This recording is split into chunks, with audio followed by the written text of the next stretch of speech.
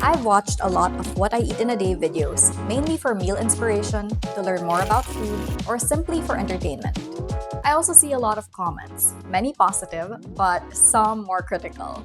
Some would say things like, those meals lack protein, they don't look balanced enough, you're not eating enough calories, or that doesn't look like much food. Whether these comments are made to be constructive or just plain judgmental, they make me think, what is enough food for a person? And how much protein and fiber do we really need in a day? If you're curious about these questions too, that's what we'll explore in today's video. We'll get to the numbers later in this video, so I hope you'll stick around for that. But for now, here's what I ate today.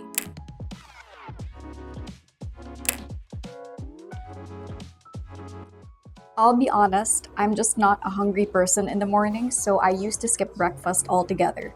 But now that I wake up earlier than I used to, I see the value in starting the day with good fuel and nutrients. A well-balanced breakfast helps set the tone for the day ahead. Some mornings, I keep it light with fruits and nuts or a small serving of overnight oats.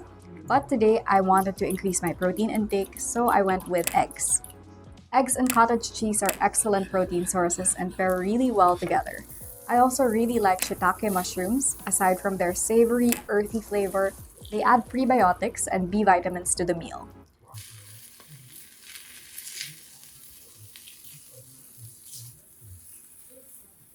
For bread, I went with whole wheat, which is a better complex carb option than refined white bread, good for digestion and sustained energy. I also try to have some fruit in the morning, and today I went with an orange for a boost of vitamin C.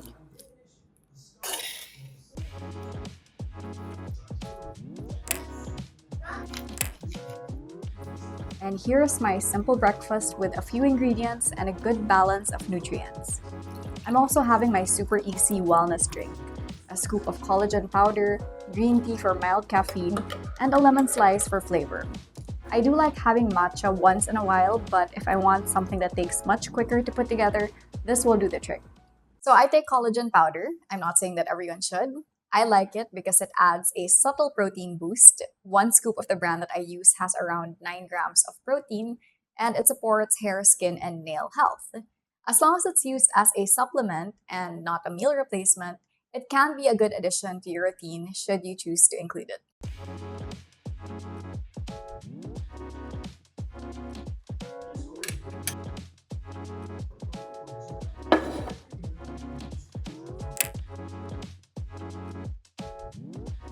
For lunch, I just thawed some tuna steak from the freezer, so I'll be cooking that. But before that, we get into the veggies. Here's a nice hack to get veggies in your plate as conveniently as possible. Use frozen veggies. These are carrots, corn, beans, and peas, pre-washed and chopped into small pieces, so you save a lot of time from chopping them yourself. Frozen veggies can actually sometimes be even more nutritious than fresh veggies because they were frozen at peak ripeness, preserving most of their nutrients. They're also cheaper and they last longer. So while it's great to have fresh veggies, it's also good to keep stock of frozen veggies as they can come in handy, especially during busier days. So I'm just sauteing minced garlic and olive oil, then adding the frozen veggies. You don't need to thaw them, but you can rinse out the ice crystals and dry them to prevent them from getting soggy. Just stir fry until they're heated through, around 3 to 4 minutes. Season them with a bit of salt, then set aside. Then in the same pan, I'm adding more olive oil to sear the tuna steak, just 1 to 2 minutes per side, and seasoning each side with salt and pepper.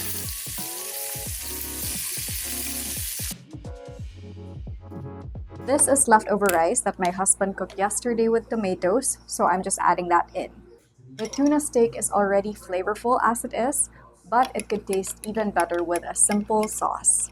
So this is a Greek yogurt, olive oil, lemon, honey, salt, and hot sauce situation, and I'm drizzling this all over the tuna steak.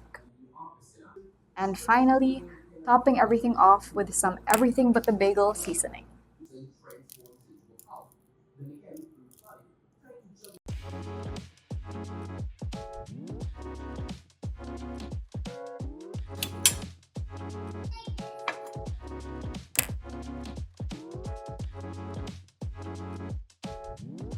If you get hungry between lunch and dinner, by all means, snack.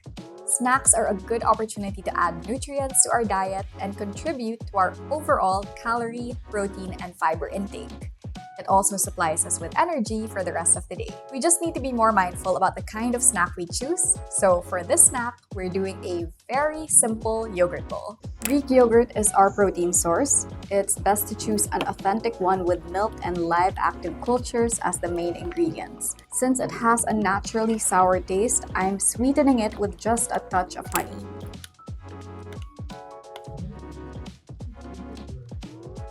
Then I'm adding a cup of fruits in here, so that's half blueberries, half strawberries.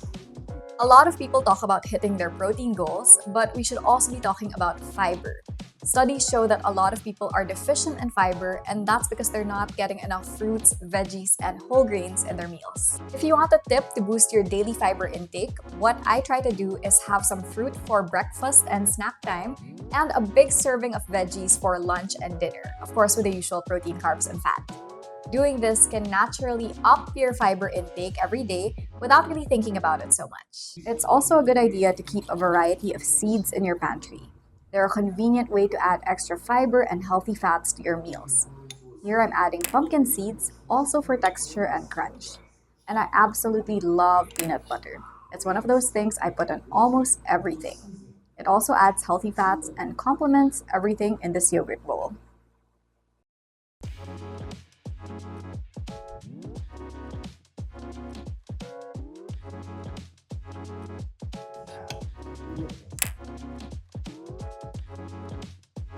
I really love noodles. All kinds of noodle dishes. Pasta, ramen, udon, pho, you name it. So for dinner, I went with an easy soba dish. Soba noodles are traditionally made from buckwheat, which is relatively high in protein and fiber. I'm first sauteing ground beef in sesame oil and seasoning it with salt. Then to cook the soba noodles, bring a pot of water to a rolling boil. When it's boiling, add the noodles and reduce the heat to low. I waited around 5 minutes for the noodles to cook, but the actual cook time may depend on the soba brand and your stove, so make sure that the noodles are al dente before draining them. After that, rinse them with cold water to remove the excess starch. Then I mixed the noodles and beef together and coated everything with just a bit of soy sauce and sesame oil for flavor. To accompany this, I have here leftover broccoli for fiber, kimchi for probiotics, and edamame for extra protein.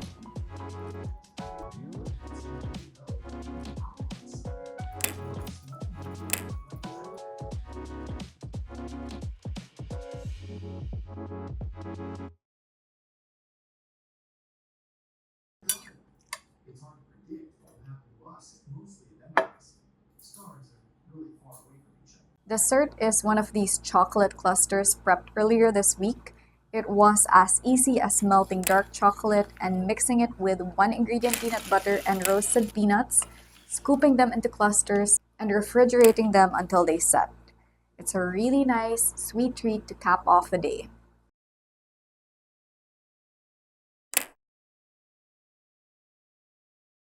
So those were the meals. Were they enough?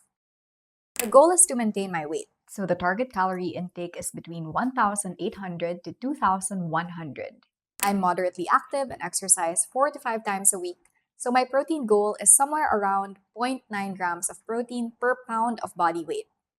So my weight of 98 pounds multiplied by 0.9 grams is equal to 88 grams of protein per day.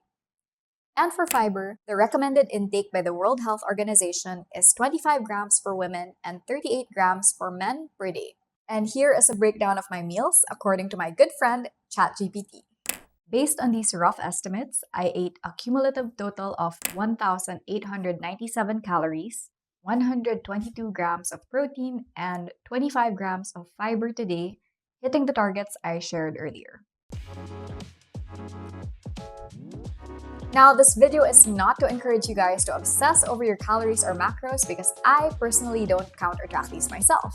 It can get very tedious and unnecessary if you already follow a balanced diet. But for this video, I did the calculations to show what an ideal day of fuel and nourishment could look like backed by the numbers. This is personalized to me, and as we all know, we are all unique individuals with different nutrition needs. But hopefully with this exercise, you can get some insight into how you can eyeball your own meals to reach your own goals. Do I eat this way every day? No, I don't cook every day. Sometimes I have pizza as a snack or even cake or ice cream for dessert. These fun foods can be part of a balanced diet. And if they make you happy, you can enjoy them and savor them in moderation. But the majority, the 80% of your diet, should ideally be the healthier, nourishing food. And these healthy foods don't need to be boring and sad. You can make them flavorful and satisfying with just a few ingredients and a bit of effort. So that's it for today. If you enjoyed this video or took away anything from it, I'd love for you to hit that like button, leave a comment, and subscribe to this channel for more nutrition, wellness, and motivation. Thanks for watching, and I'll see you in the next one.